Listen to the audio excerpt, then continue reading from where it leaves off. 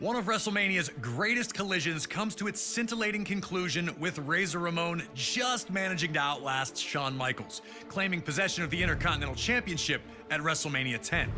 The latter match would open the door for future classics, like the TLC and Money in the Bank matches as well, forever sealing its place in WrestleMania lore. Our next match is another legendary moment that will live forever, as we head to WrestleMania 13. Rosemont, Illinois would play host to the most important night on the sports entertainment calendar. And on this night, a match that is the literal definition of an all-time classic unfolded. Bret Hart had been the face of WWE's new generation for years, proudly defending the WWE Championship against all comers and defending WWE's honor against its most heinous villains. After losing the WWE Championship to Shawn Michaels in WrestleMania 12's Iron Man match, the Hitman took some time off to consider his future options. When he returned, roughly 6 months later, there were drastic changes to the landscape of WWE's universe. Top among those was the rise of Stone Cold Steve Austin. The man who started the year off as Ted DiBiase's ringmaster would find freedom in his true identity, dropping his manager and finding superstardom in the wake of his 1996 King of the Ring tournament victory. Austin 316 says I just whipped your ass. WWE was trying to find its attitude, but the seeds of change were being. His no-nonsense attitude had made him the ultimate anti-hero. This acceptance of someone who flaunted his breaking of the rules didn't sit right with the Hitman. When Bret made his return, he immediately challenged Austin, who was more than ready to answer the call. The two battled at 1996's Survivor Series, where Hart won in a masterful performance of a feverish back-and-forth battle. The loss only made Austin angrier, creating a single focus for him: to ruin Bret Hart's career. He'd eliminate Hart from the 1997 Royal Rumble match after officials missed Hart first eliminate Austin. The night after Hart captured the WWE Championship at Final Four, Austin would interfere in Hart's first defense on Raw, ending the reign before it could even get started. WWE officials would pit the rivals against each other in a no disqualification submission match. The loser would be forced to admit they were defeated by the better combatant. To make sure that order would be maintained, a special referee was assigned. And while Hart had the edge in submission wrestling, Austin was no slouch in that department. And he also had one other thing going for him: his promise to the world that he would never in a million years give up. Once the match started, these two unleashed months of hatred on one another. We were lucky enough to talk to the Rattlesnake himself, Stone Cold Steve Austin, to get his thoughts on this classic encounter. A lot of people think that the WrestleMania 13 match between myself and Bret the Hitman Hart is one of the best of all time. Certainly one of the best in all of WrestleMania. To me, it's a very special match because everything happened so magically, and specifically WrestleMania 13 cemented the legacy of who and what Stone Cold Steve Austin was. From start to finish, we started it off, we brawled out, we came back into the ring, we brought various factors from around the ring into the ring to use against each other. Some of the stuff backfired on me. It was full of chills, thrills, and spills. I gotta call a spade a spade. I mean, it is my favorite all-time match, and I've been to some classics. Always an honor to get to pick the brain of one of WWE's top-level legends. Thank you again to Stone Cold for talking with us about WrestleMania 13. Now it's on you to try and find a way to take out WWE's toughest SOB. Remember, there are no disqualifications, so use whatever you can, and maybe you'll find a way to get him to surrender. I just wouldn't recommend messing with the referee.